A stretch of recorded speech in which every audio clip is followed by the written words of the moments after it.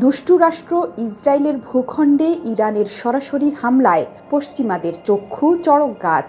ইরানকে এতদিন তারা শুধু হুমকি হিসেবেই দেখে আসছে। ইরানও দীর্ঘদিন ধরে সংযম দেখিয়ে আসছে, কিন্তু ইসরায়েল দিনে দিনে আরও বেপরোয়া হয়ে ওঠায় আর চুপ থাকতে পারেনি। ইসরায়েলের হামলায় নিজ দেশের শীর্ষ সেনাকর্তাদের হারানোর পর চুপ থাকেনি তেহরান।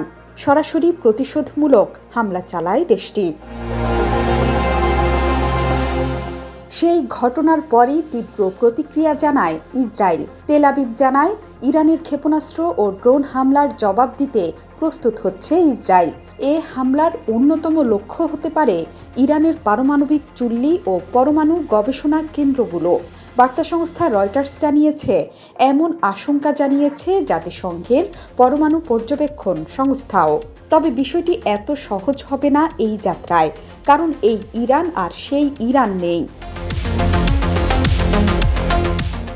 আঞ্চলিক ও বৈশ্বিক পরিস্থিতি মোকাবেলায় ইরান গেল 4 দশকেরও বেশি সময় ধরে নিজেদের অর্থেই ঢেলে সাজিয়েছে নিজেদের প্রতিরক্ষা ব্যবস্থা।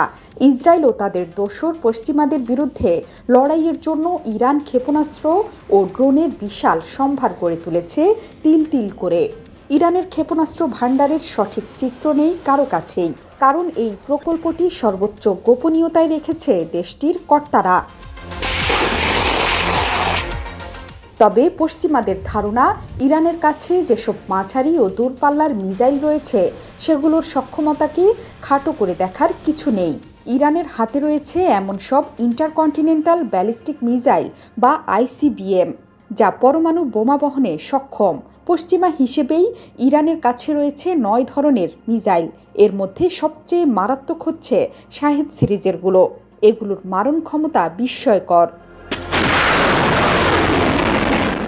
শুধু মিসাইলই নয়, শত্রুর আক্রমণ মোকাবেলায় ইরানেরও রয়েছে শক্তিশালী আকাশ প্রতিরক্ষা ব্যবস্থা, যার কথা এতদিন জানা না গেলেও রোববার ইসরায়েলে হামলার পর এ নিয়েই জোর চর্চা চলছে সবখানে। কি আছে ইরানের হাতে?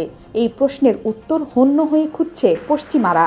আপাতত জানা গেছে, ইরানের হাতে রয়েছে বহু ধরনের আকাশ প্রতিরক্ষা ব্যবস্থা। ওয়াশিংটন পোস্ট ও ভয়েস অব আমেরিকার মতে, ইসরায়েলে যেমন রয়েছে আয়রন ডোম, ডেভিড স্লিং এবং অ্যারোর মতো আকাশ প্রতিরক্ষা ব্যবস্থা, তেমনি ইরানের হাতে রয়েছে নানা নামের আকাশ প্রতিরক্ষা ব্যবস্থা। এসবের মধ্যে গেল শনিবার সর্বাধুনিক 2টি আকাশ প্রতিরক্ষা ব্যবস্থাকে সামনে এনেছে ইরান। এর একটির নাম আরমান এবং অন্যটির নাম আজরাক্স। এই 2 আকাশ প্রতিরক্ষা ব্যবস্থা দেখে পশ্চিমাদের মাথা নষ্ট হয়ে গেছে, কারণ আর কিছুই নয়। ইরানের স্টেট অব আর্ট আকাশ প্রতিরক্ষা ব্যবস্থা আয়রন ডোম যদি হয় বুনো ওল, তাহলে ইরানের এই 2টি ব্যবস্থা হলো বুনো তেঁতুল। নিজেদের প্রযুক্তিতে তৈরি ইরানের এই আকাশ প্রতিরক্ষা ব্যবস্থা শনিবার রাজধানী তেহরানে একটি অনুষ্ঠানের মাধ্যমে উন্মোচন করেন দেশটির প্রতিরক্ষা মন্ত্রী মোহাম্মদ রেজা আশতিয়ানি। এই 2টি সিস্টেমকে ইরানের প্রতিরক্ষা ব্যবস্থার অনুপম শিল্প হিসেবে বর্ণনা করে আশতিয়ানি বলেন, মাঝারি পাল্লার উচ্চতর কৌশলগত আরমান সিস্টেমটি 180 কিলোমিটার দূরত্বের লক্ষ্যবস্তু শনাক্ত করতে পারে এবং 120 কিলোমিটারের মধ্যে তাদের ধ্বংস করতে পারে।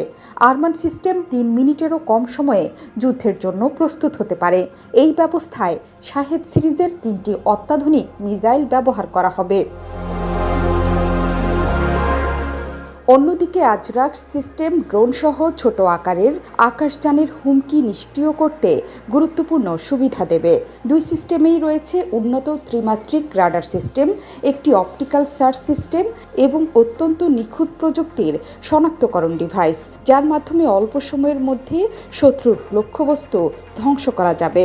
সিস্টেমটি বিভিন্ন যানবাহনে স্থাপন করা যায় এবং অপারেশনের দিন-রাতে ব্যবহার করা যায়। ইরানের বার্তা সংস্থা ইরিনা জানিয়েছে, আরমান দিয়ে উড়ে আসা যে কোনো ব্যালিস্টিক মিসাইলকে নিষ্ক্রিয় করা যাবে মাঝ আকাশেই।